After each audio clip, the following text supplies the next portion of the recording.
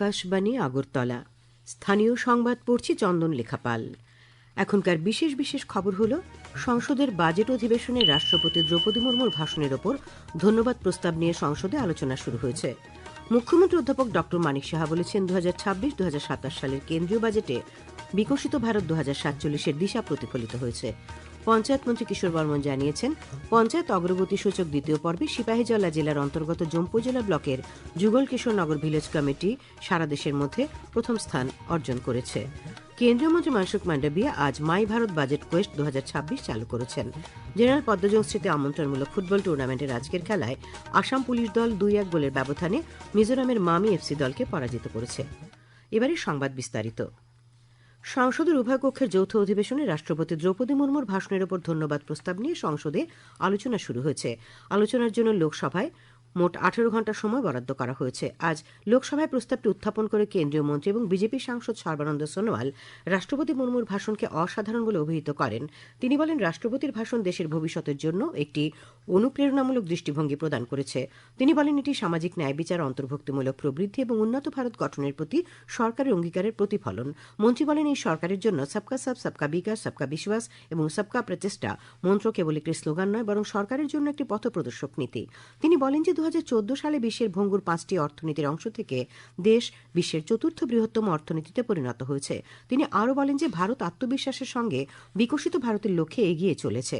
সর্বানন্দ সোনোয়ালের উত্থাপিত ধন্যবাদ প্রস্তাবে বিজেপির তেজস্বী সূর্য সমর্থন করেন। তিনি বলেন, গত 12 বছরে নরেন্দ্র মোদীর সরকার মর্যাদার সঙ্গে কাজ নিশ্চিত করেছে এবং সরকারের বিরুদ্ধে দুর্নীতির কোনো অভিযোগ ওঠেনি। তিনি বলেন, মোদী সরকার জনগণের আকাঙ্ক্ষা পূরণ করেছে এবং দেশের যুব সমাজ দেশের ভবিষ্যতের মশালবাহক হওয়ার জন্য ক্ষমতায়িত হচ্ছে। রাষ্ট্রপতির ভাষণের উপর ধন্যবাদ প্রস্তাব নিয়ে রাজ্যসভায় আলোচনার জন্য 16 ঘণ্টা সময় বরাদ্দ করা হয়েছে। আজ প্রস্তাবটি উত্থাপন করে মনোনীত সদস্য শ্রী সদানন্দন মাস্টার বলেন, রাষ্ট্রপতি মুর্মু তার ভাষণে ভারতের বিকশিত ভারতের দিকে যাত্রার একটি স্পষ্ট এবং আত্মবিশ্বাসী দৃষ্টিভঙ্গি তুলে ধরেছেন। তিনি বলেন, প্রথম দিন থেকে এনডিএ সরকার সামাজিক ন্যায় বিচার এবং দারিদ্র্য দূরীকরণের বিষয়ে অত্যন্ত স্পষ্ট। তিনি বলেন, বিকশিত ভারত কেবল সবকা সাথ, সবকা বিকাশ, সবকা বিশ্বাস এবং সবকা প্রচেষ্টায় মৌলিক কৌশল দিয়ে গড়ে তোলা সম্ভব। প্রস্তাবটি সমর্থন করে বিজেপির ড মেধা বিশ্রাম কুলকার্নি বলেন, রাষ্ট্রপতির ভাষণ ভারতের অব্যাহত অগ্রগতির উপর আলোকপাত করে। তিনি বলেন, ভারতের অর্থনীতি অত্যন্ত শক্তিশালী, প্রবৃদ্ধির হার 7.2% উন্নীত হয়েছে। তিনি বলেন, জিএসটি রাজস্ব বৃদ্ধি পেয়েছে এবং গত কয়েক বছরে 3 কোটি নতুন করদাতা যুক্ত হয়েছেন। কংগ্রেসের দিগ্বিজয় সিং অভিযোগ করেছেন যে সরকার কৃষক ও শ্রমিক বিরোধী। তিনি আরও অভিযোগ করেন, দেশে কর্মসংস্থান হ্রাস পাচ্ছে এবং সরকারের প্রতিশ্রুতি সত্ত্বেও কৃষকদের আয় এখনও দ্বিগুণ করা হয়নি। টিএমসি সাগরিকা ঘোষ অভিযোগ করেছেন যে ডিজিটাল সিস্টেমগুলি সাইবার জালিয়াতি এবং ডেটা কেলেঙ্কারিতে সহায়তা করছে। তিনি বলেন, বায়ু দূষণ এবং জল দূষণ বৃদ্ধি পাচ্ছে এবং আর্থিক ক্ষতি হচ্ছে।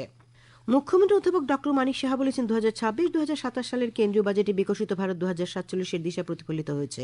আজ আগরতলায় বিজেপি প্রদেশ কার্যালয়ে সাংবাদিক সম্মেলনে তিনি বলেন, এবারের কেন্দ্রীয় বাজেট ভবিষ্যতের অর্থনৈতিক অগ্রগতি, সামাজিক উন্নয়নের উপর ভিত্তি করে তৈরি করা হয়েছে।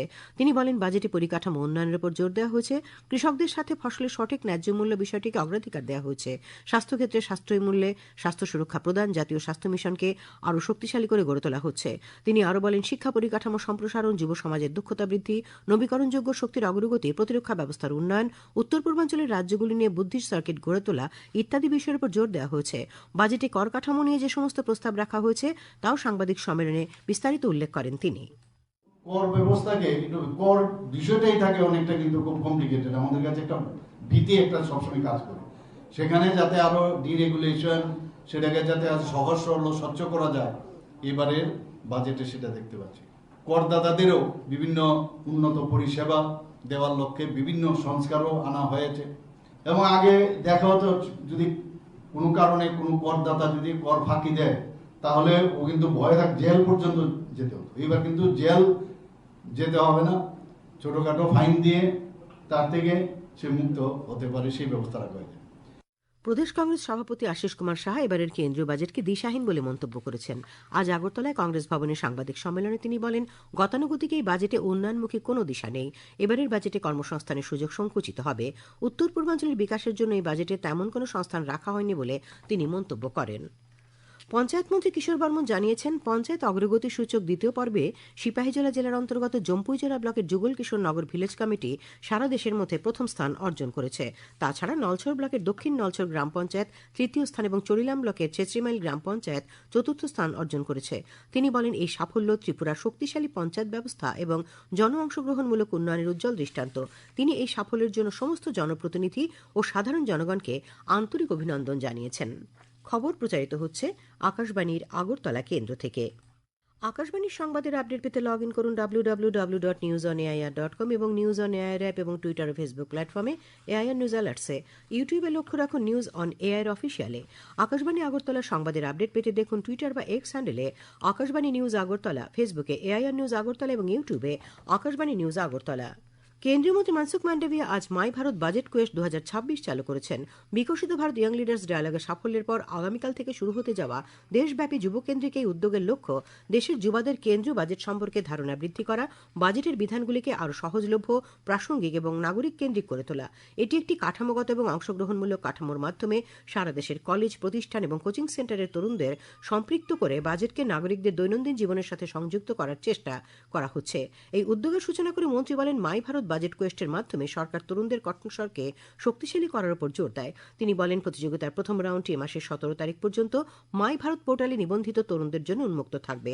পরে প্রতিটি রাজ্য এবং কেন্দ্রশাসিত অঞ্চল থেকে সেরা অংশগ্রহণকারীদের নির্বাচন করা হবে এবং তারা 17 ফেব্রুয়ারি থেকে 3রা মার্চ পর্যন্ত দ্বিতীয় প্রবন্ধ লেখার রাউন্ডে অংশ নেবেন। রাজ্য এবং কেন্দ্রশাসিত অঞ্চল অনুসারে এই কোয়েস্টের মেধা তালিকা 10ই মার্চ ঘোষণা করা হবে। বিজয়ীরা প্রধানমন্ত্রী নরেন্দ্র মোদীর সঙ্গে একটি কথোপকথনে অংশগ্রহণের সুযোগ পাবেন। মুখ্যমন্ত্রী অধ্যাপক ডক্টর মানিক সাহা আজ গোমতী জেলার কিল্লা ব্লকের বেশ কয়েকটি প্রকল্পের উদ্বোধন করেছেন। এর মধ্যে রয়েছে 18 ভালা এডিসি ভিলেজ এলাকায় নবনির্মিত astroturf synthetic football mini stadium, Dasharath Deb memorial English medium model স্কুলের 50 আসন বিশিষ্ট এসটি বালিকা ছাত্রাবাস, নিত্যবাজার এলাকায় 10 শয্যা বিশিষ্ট প্রাথমিক স্বাস্থ্যকেন্দ্র, স্টাফ কোয়ার্টার। অনুষ্ঠানে উপস্থিত ছিলেন জনজাতি কল্যাণমন্ত্রী বিকাশ দেব বর্মা, ক্রীড়ামন্ত্রী টিঙ্কু রায়, বিধায়ক রামপদ জমাতিয়া হদা অক্রা বিপ্রকুমার জমাতিয়া এবং মনীন্দ্র মোহন জমাতিয়া, কিল্লা ব্লকের বিএসএর চেয়ারম্যান বাগান হরি মলসম প্রমুখ। বিজ্ঞান, প্রযুক্তি ও পরিবেশ মন্ত্রী অনিমেষ দেববর্মা জানিয়েছেন, রাজ্য সরকার রাজ্যের 222টি শিক্ষা প্রতিষ্ঠানে ডিএনএ ক্লাব স্থাপন করেছে। আরও নতুন করে 50টি শিক্ষা প্রতিষ্ঠানে ডিএনএ ক্লাব স্থাপন করা হবে। আজ খোয়াইয়ে আকাশবাণীর প্রতিনিধিকে এক সাক্ষাৎকারে তিনি একথা জানান। তিনি জানান, স্কুল, কলেজ এবং বিভিন্ন শিক্ষা প্রতিষ্ঠানে ছাত্রছাত্রীরা যাতে বিজ্ঞান ও প্রযুক্তি বিষয়ে পড়াশোনা করার পাশাপাশি হাতে কলমে প্রশিক্ষণ নিতে পারে, তার জন্য এই ডিএনএ ক্লাবগুলি স্থাপন করা হয়েছে। মন্ত্রী আজ খোয়াই ইংরেজি মাধ্যম দ্বাদশ বিদ্যালয়ের ডিএনএ ক্লাবের উদ্বোধন করেন। উপস্থিত ছিলেন ত্রিপুরা বায়োটেকনোলজি কাউন্সিলের সচিব মহেন্দ্র সিং, খোয়াই জেলার জেলাশাসক রজত পন্ত, জেলা পরিষদের সভাধিনেত্রী অপর্ণা সিংহ রায় প্রমুখ। মুখ্যমন্ত্রী অধ্যাপক ডক্টর মানিক সাহা আজ তাঁর পিতা প্রয়াত মাখনলাল সাহার 28তম মৃত্যুবার্ষিকী উপলক্ষে আয়োজিত রক্তদান শিবিরের উদ্বোধন করেন। পোস্ট অফিস চৌমুহনীস্থিত এমএল প্লাজাতে আয়োজিত রক্তদান শিবিরে তিনি বলেন, মৃত্যুবার্ষিকী, জন্মদিবস, মৃত্যুদিবস ইত্যাদি মানুষের আবেগঘন স্মৃতিকে সম্মান জানাতে রক্তদান উৎসবের মতো উদ্যোগ অত্যন্ত গর্বের। রক্তদান এক মহান মানবিক দায়িত্ব যা মানুষের প্রাণ বাঁচায়। এই ধরনের উদ্যোগ সমাজে সহমর্মিতা, মানবিকতা ও সামাজিক দায়িত্ববোধকে আরও সুদৃঢ় করে। বক্তব্য রাখেন পৌর নিগমের মেয়র তথা বিধায়ক দীপক মজুমদার। উপস্থিত ছিলেন মুখ্যমন্ত্রীর মা সূর্যবালা সাহা, কর্পোরেটর রত্না দত্ত, পদ্মশ্রী দীপা কর্মকার, মুখ্যমন্ত্রী জয়া স্বপ্না সাহা প্রমুখ। খেলার খবর।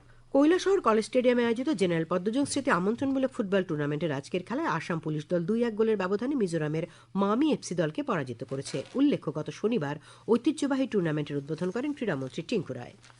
কর্নেল সিকে নাইডু ট্রফি অনূর্ধ্ব 23 বছরের ক্রিকেটের 4 দিনের খেলায় দিল্লির কাছে ত্রিপুরা ইনিংসেও 82 রানে পরাজিত হয়েছে। নরসিংগড়ের পিটিএ মাঠে চতুর্থ তথা শেষ দিনে 7 উইকেটে 250 রান থেকে খেলতে নেমে রাজ্যদল দ্বিতীয় ইনিংসে সবকটি উইকেট হারিয়ে 279 রান করতে সক্ষম হয়। তার আগে রাজ্যদলের প্রথম ইনিংসের 149 রানের জবাবে দিল্লি 8 উইকেটে 510 রানে প্রথম ইনিংসের সমাপ্তির ঘোষণা দিয়েছিল। আবহাওয়া।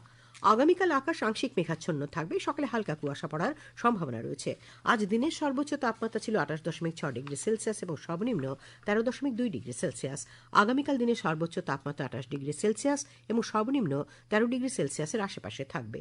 শেষ করার আগে খবরের বিশেষ অংশগুলি আরেকবার। সংসদের বাজেট অধিবেশনে রাষ্ট্রপতি দ্রৌপদী মুর্মুর ভাষণের উপর ধন্যবাদ প্রস্তাব নিয়ে সংসদে আলোচনা শুরু হয়েছে। মুখ্যমন্ত্রী অধ্যাপক ডক্টর মানিক সাহা বলেছেন, 2026-2027 সালের কেন্দ্রীয় বাজেটে বিকশিত ভারত 2047-এর দিশা প্রতিফলিত হয়েছে। পঞ্চায়েত মন্ত্রী কিশোর বর্মন জানিয়েছেন, পঞ্চায়েত অগ্রগতি সূচক দ্বিতীয় পর্বে সিপাহীজলা জেলার অন্তর্গত জম্পু জেলা ব্লকের যুগল কিশোরনগর ভিলেজ কমিটি সারা দেশের মধ্যে প্রথম স্থান অর্জন করেছে।